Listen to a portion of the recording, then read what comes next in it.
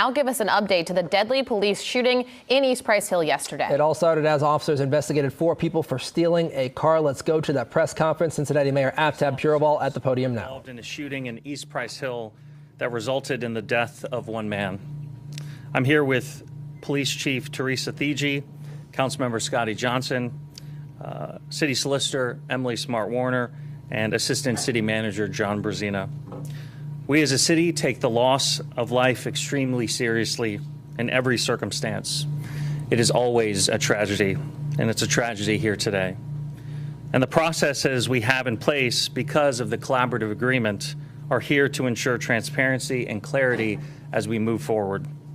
At the top, I want to thank our police department and all the first responders for their work to keep surrounding residents safe during this incident and during the ensuing search for the remaining suspects. As with every officer-involved shooting, there will be an investigation into this incident with the Citizens Complaint Authority and CPD running parallel investigations. As always, we are committed to a thorough process in accordance with the collaborative, and I am confident that the CCA, our police department, and our city administration will direct these investigations with transparency and clarity. Thankfully, all the responding officers were unharmed. Thank you, and I will now invite Teresa Thigi to speak. Good morning, everybody. Thanks for joining us today. Before I start with the presentation itself, I want to say, when an incident like this one that happened yesterday occurs, the impact is felt long after the moment itself. The emotional toll doesn't end quickly. It lingers with the families, the officers, and the community for an extended period of time. Officers across the country confront dangerous situations every day, sometimes more than once a day. They are often compelled to make split-second decisions to protect others and themselves when faced with immediate threats. Yesterday was one of those occurrences. Let me be very direct. We cannot allow individuals to flee from officers with a loaded firearm aimed at them. When this happens, the outcome is almost always tragic. No one wins, and everyone involved is affected. As I review the sequence of events from yesterday, you'll see exactly how rapidly these things evolved, and it will permanently alter the lives of everyone involved.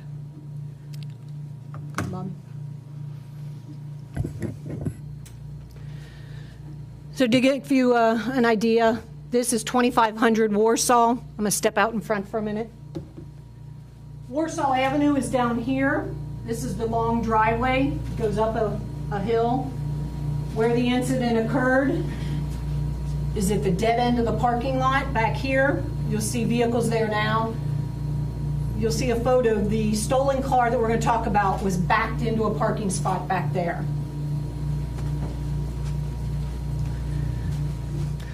As you can see, this is a stolen Kia. It was stolen out of northern Kentucky yesterday.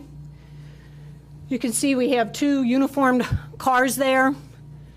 Prior to those uniformed cars arriving, we had 2 undercover cars that pulled into that dead end, saw the vehicle.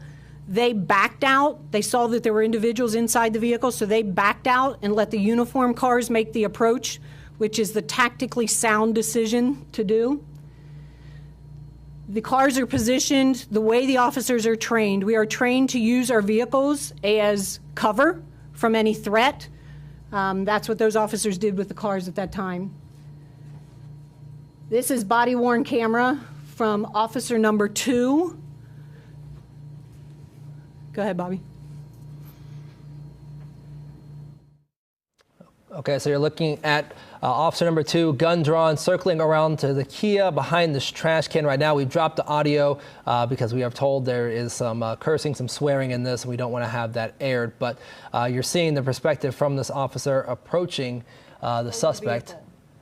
All 4 individuals get out and start running, some in different directions. So officers decide which individual they're going to pursue. One officer decides to pursue the individual who we now know had a firearm in his hand. The other officer pursued another occupant that fled from the vehicle, and that'll be significant here in a moment when you see. So this is a still image. Again, I'm going to step out front. The car is parked over this way, okay? They are chasing the individual. So officer number 1 is chasing this guy right here. Okay, this is the guy we ultimately end up shooting. The other officer, who actually fires the shot on this individual, is chasing a different individual further out this way, in this direction.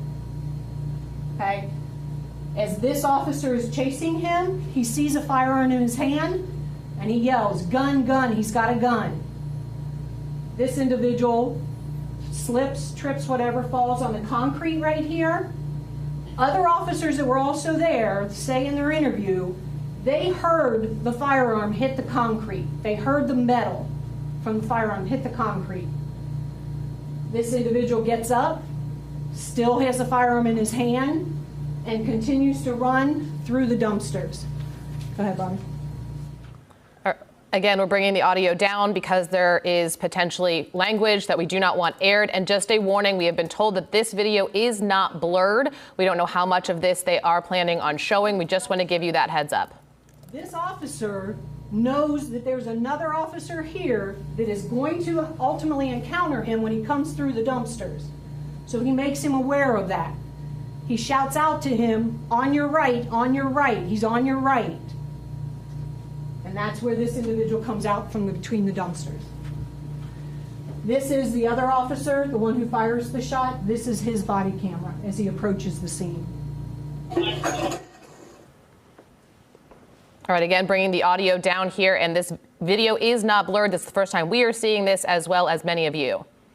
So the police chief was describing how they called out to each other that this suspect was going to be running through the dumpsters. This officer had circled back behind there, anticipating, and that's when he does fire those shots that ended up being deadly. Let's listen back into the chief. Officers were chasing him. It's just a photo of it here at Criminalistics. Remember I told you he fell on the concrete and the officer said that they heard the metal hit the ground? There are 3 spots on here where this gun has scratches on it. We believe those occurred when he hit the ground with the firearm. What type of firearm is that, Chief? Semi-automatic. I don't know the make and model. This is a second. Sorry, Bobby, can you go back 1 frame, please? This magazine was in the firearm. That's an extended magazine, so it holds more rounds. Go ahead. This is a second magazine that was located in his sweatshirt pocket, his jacket pocket. And that is the magazine from that second magazine. This is another firearm that was located inside the stolen vehicle. This is a firearm that was also stolen out of northern Kentucky sometime yesterday, early yesterday morning. Approximately, we believe, based on timelines, this was stolen from a vehicle in northern Kentucky, and then they went on to steal the vehicle that's involved in the incident. So because we are still attempting to 100% verify the individual's identity, the individual who we shot, we're going to list him as John Doe until we can 100% verify that for you. The other 3 individuals that were in the car all ran. This was an extensive search for these individuals. I don't know if anybody's familiar with 2500 Warsaw. It is steep terrain, both directions from that parking lot, heavily wooded. They ran into that area in different directions, and we happen to have as hours of the day that we had several canines available and our drone operators available. So we deployed both of those, got some assistance from community members who were calling us, and we ultimately apprehended this gentleman as well as this gentleman. We still have another person we're looking for. We are attempting to positively identify him, and we'll continue to search for him. As you know, per Marcy's law, we're not going to reveal the officers' names, the officers who were involved. but here is their information. Been on almost 11 years, fugitive apprehension. Been on almost 24 years, fugitive apprehension. This is the scene afterwards. I want to point out this incident, from the time they bailed from the vehicle and police were chasing them to the time the individual was shot, 6 seconds. 6 quick seconds. But the officer's responsibility didn't end there. They did very admirably trying to save this gentleman's life by administering different variations of medical aid until the fire department responded. And this is the, you can see the medical debris, and then this is where the firearm was. Okay, we'll take a few questions. Chief, the suspect, it was very difficult to see, really shows how volatile the situation is.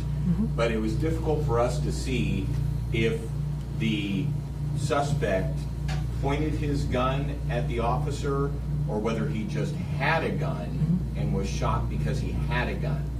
Can you tell why the officer shot the suspect? Yeah, so just to kind of give you a frame of reference, the individual is running with a firearm in his hand. The officer is running, so the body camera is kind of jolting as the officer's running. What that leaves us with is a very blurred image, unfortunately. However, based on the officer's interviews, the officer who did discharge his firearm said that when the individual came out between the dumpsters, he had the firearm in front of him. It was in like a bladed position, and it was pointed at the officer. And he felt threatened for his life, and that's why he discharged his firearm. How many times did the officer discharge firearm? We believe 4 or 5. And hit him. Okay, so that's Police Chief We believe- DG saying about 4 or 5 shots were fired. The other 2 suspects, they showed the pictures there, Austin Jarrell and DeAnthony Bullocks, both arrested. One they're still searching for. Still searching for, and as she mentioned, it was a very quick exchange, about 6 seconds from the time the officers got out of the car until those shots were fired. We've got our Danielle Dindak live in that press conference. Obviously, more questions are being asked and hopefully answered. We will bring you more updates coming up here at noon.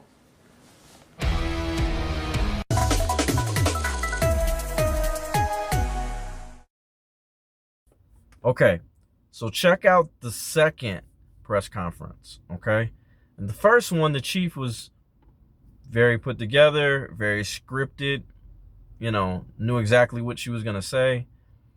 The second press conference, she's a little bit more emotional. It definitely hit home because it was just like, wow, from our actions, from what we did to this young man, we got hit pretty hard, and it was like payback. So they felt it. So they probably had to reconfigurate some things and probably had a briefing with the officers and like, look, we got to approach situations a little bit better next time, because we can't be out here playing with people's kids. So, but it definitely was a mood shift for sure. So pay attention to that. All right, back to the video.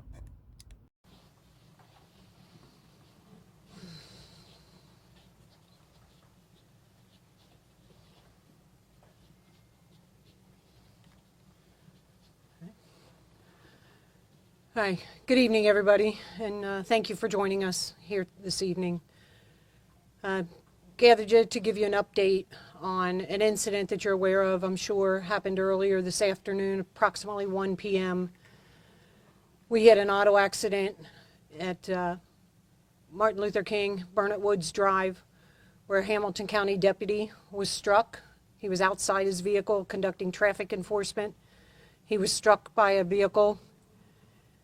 It saddens me tremendously to make you aware that he has since passed. I think what is significant for people to know about this accident is the officer was just out doing his job, directing traffic up near the University of Cincinnati for what was supposed to be a glorious day for many. What is significant also to know about this auto accident, as you know, we had a critical incident yesterday in the city of Cincinnati, an officer-involved shooting at approximately 9 a.m. yesterday morning. There is a connection between these two incidents. The driver of today's vehicle that struck a deputy has a family relationship with the 18-year-old that we shot yesterday.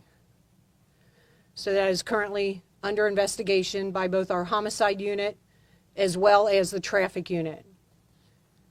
Traffic unit and homicide are jointly investigating the traffic accident. Again, it saddens me to report out that we lost a law enforcement officer in the city today, in this county.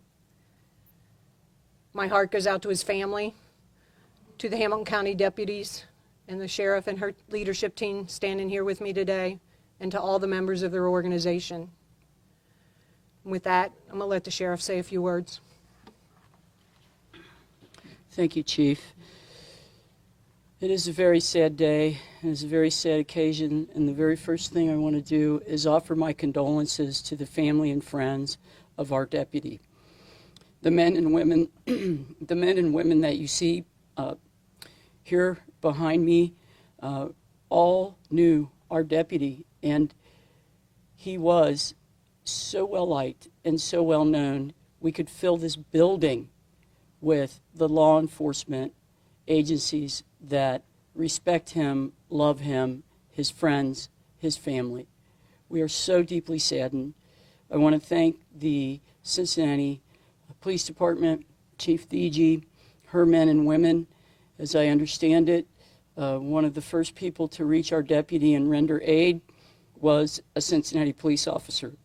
And he worked and did his best for our deputy, and we will forever be bonded for that effort. I want to thank the community for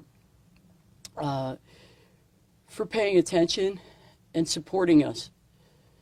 We need support. Please support us. Please support our deputy, who I can tell you, I knew the man, and I knew what a tremendous, tremendous person he is, and what a tremendous loss we have all suffered. Cincinnati Police Department is in charge of this investigation. Therefore, they are the lead agency. They will answer any and all questions regarding any investigation surrounding the death of our deputy. And I just can't express to you how sad, how incredibly sad we all are, and what an incredibly wonderful and dedicated deputy this man was. So thank you very much. In keeping with the establishment of Marcy's Law, we are not going to be releasing the deputy's name at this time, but I will take a few questions. Chief, given the relationship to yesterday's shooting, is this the investigation being treated as a homicide investigation? Right now it is still under investigation to determine exactly what it is, but since the homicide unit was the lead on yesterday's incident, they are involved in a joint effort with the traffic unit on today's incident. And is there any description of how the vehicle entered the intersection or anything along those lines that can be released at this time? Yeah, not at this time. Too preliminary at this time. Too early. We heard that the deputy was recently retired. Is that accurate? That is accurate. Our deputy had just retired just a few months ago, and continued on in service as a special deputy with all of his experience. We were incredibly glad to have him. Chief, is the person who hit the deputy the father of the person who shot yesterday? Yes. Next question. Do you know what the make of the vehicle was that was involved in the incident?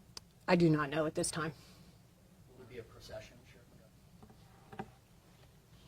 Yes, we will have a procession. I can tell the public and all of law enforcement out there that our deputy will not be alone.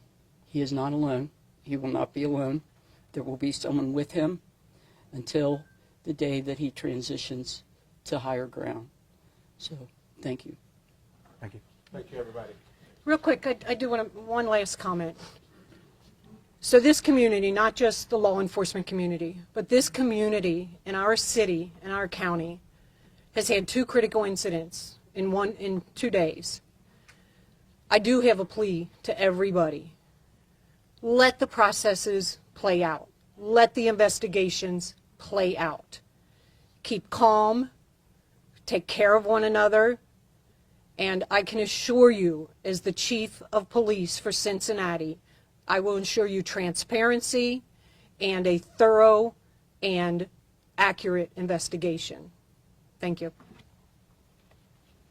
The separate session of the Hamilton County Municipal Court is now in session. Judge Tyrone Yates is presiding this morning.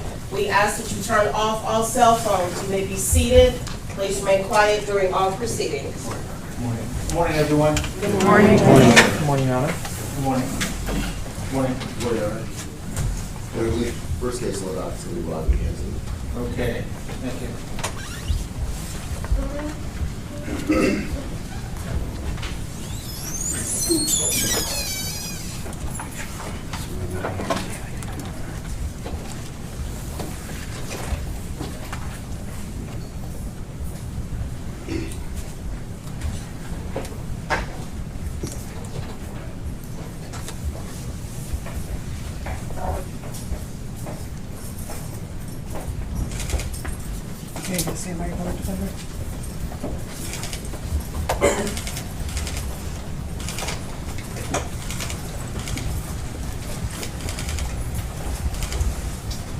Good morning, Mr. Hinton.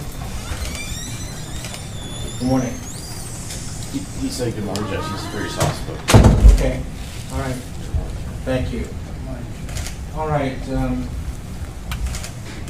Anything as to probable cause? Your Honor, we'll waive probable cause this morning. I have submitted designations for John Kennedy and Timothy Bicknell. They will be the attorneys of record handling Mr. Hinton's case. I'll be handling the arraignment this morning. All right, thank you. Mr. Prosecutor, or anything as to bond? As to bond, Your Honor, thank you. Your Honor, we understand this is a very, very serious, very terrible charge that Mr. Hinton is facing. He has but he does not have a history, Judge. He has no felonies in his record. His risk assessment score was a 1. He had no juvenile record. He works at UDF. He's married. He's a father. He's a graduate of Purcell Marion. I understand that this is an emotionally charged situation. I understand that Mr. Hinton's son may have been killed by the police earlier in the week. There was a review of that video. I understand that there is a lot of sadness and a lot of anger in this room right now, but in the community at large. And we just ask the court to set a reasonable bond in light of everything to allow the constitutional process to play out. All right, thank you. Andy, you've given me a pre-trial services sheet. Is that right this morning? All right, the court has had a chance to review that and his past history. Is there anything from the state through the prosecutor? Yes, Your Honor. Ryan Nelson on behalf of the prosecution. Could you give us more volume, please? Yes, Your Honor. Ryan Nelson on behalf of the prosecution. What we believe that the evidence will show is that yesterday, on or about the 2nd of May, the defendant was traveling, I believe it would be eastbound on Martin Luther King Avenue at MLK, I believe at Burnett Woods at the intersection, I believe immediately north to the rear entrance of the University of Cincinnati. The defendant stops his car. The defendant, in a way that was calculated and premeditated, lined up his car, deliberately accelerated his car, and purposely caused the death of an on-duty deputy sheriff who was doing a detail at that intersection. As such, we are going to be seeking an indictment for aggravated murder, and we would request, in accordance with ORC 2937-222, for a no bond hearing. That rule requires that hearing be set within 3 business days, so we are seeking to set that date on the 6th of May of 2025. That would be next Tuesday.